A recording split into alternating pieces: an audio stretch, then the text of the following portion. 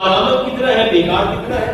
قلیل علم کے باوجود انسان کے پاس جو علم ہے اس میں صحیح اور غلط کا آمیزش اور ملاوٹ کا شائبہ موجود ہے. میرے نبی جو ہماری تربیت کے لیے تشریف لائے، اللہ نے بھیجا، میرے نبی نے آ کر علم کے اظہار کا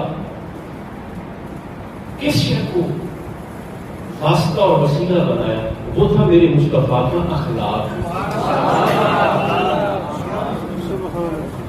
اور اس کی ایک مثال میں آپ کی خدمت میں یوں بھی عرض کر سکتا ہوں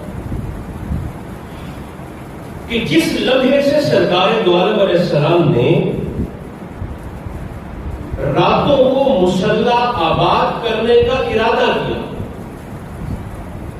میں مصلح پہ کھڑا ہو کر لمبی لمبی نمازیں پڑھوں گا، اور اس کا اظہار اما عائشہ صدیقہ نے ان الفاظ کے ساتھ کیا کہ حضور مصلح پر اس قدر رات کو کثیر وقت گزارتے تھے کہ سرکار کے مقدس پیر متبرر ہو جاتے تھے، سوج جاتے تھے. ہمارا تو خیر دور دور کا واسطہ بھی نہیں رہا مصلح سے، دور دور کا ہمارا اللہ ماشاء اللہ تعلق نہ رہا مصلح کے ساتھ، اس لیے کہ حیث القوم پر معافی کا ہے.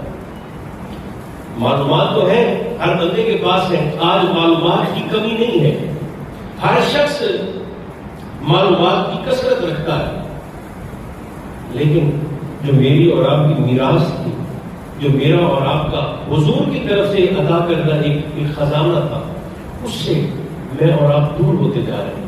اب عائشہ فرماتی ہے سرکار مصلح پر کھڑے ہوتے پیر متبرر ہو جاتے، پیر سوکھ جاتے. سرکار نے لمبی نمازیں پڑھی، میرے اللہ نے روک دیا،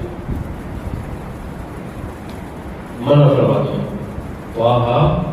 ما انزلنا علیک القرآن لتشقی، میرے حبیب ہم نے آپ پر قرآن اس لیے تو نازل نہیں کیا کہ آپ تکلیف اور مشقت میں پڑ جائیں.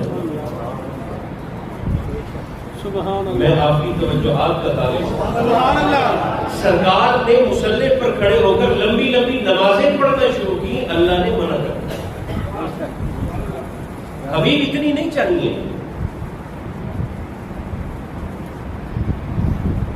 تھوڑی دیر مصلح پر رہا کریں، زیادہ دیر آرام فرمایا کیجیے.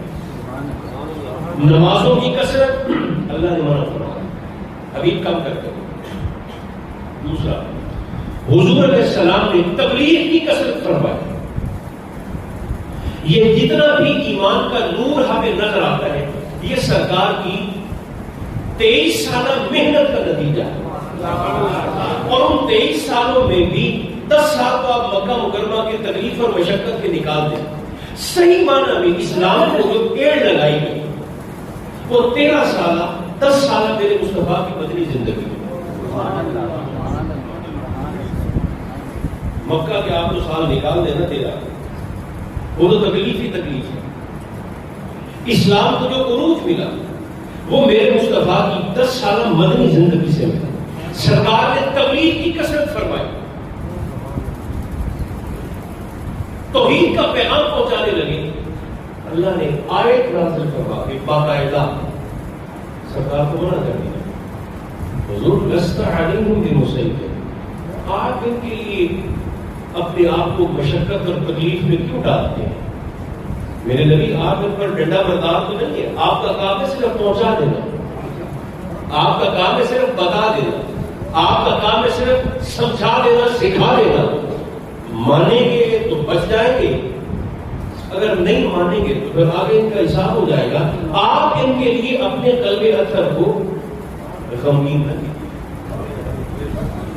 نمازوں کی کثرت منع کر دیا گیا، تبلیغ کی کثرت باقاعدہ جبریل کو بھیج کر منع کر دیا گیا. حضور اتنی نہیں چاہیے. دو، حضور نے سخاوت کا آغاز کیا.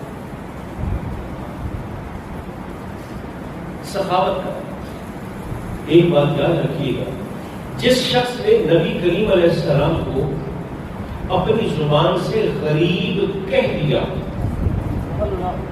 یا اپنے دماغ میں مصطفیٰ کو غریب سوچ لیا، وہ دائرہ ایمان سے نکل جاتا ہے. غریب بمانا کس معنی میں ہم غریب کہتے اور سمجھتے ہیں لوگ. حضور کو غریب کہنے والا اور مصطفیٰ کو غریب سمجھنے والا بیمار ہو جاتا ہے. کیونکہ حضور کو شخصیت ہے جو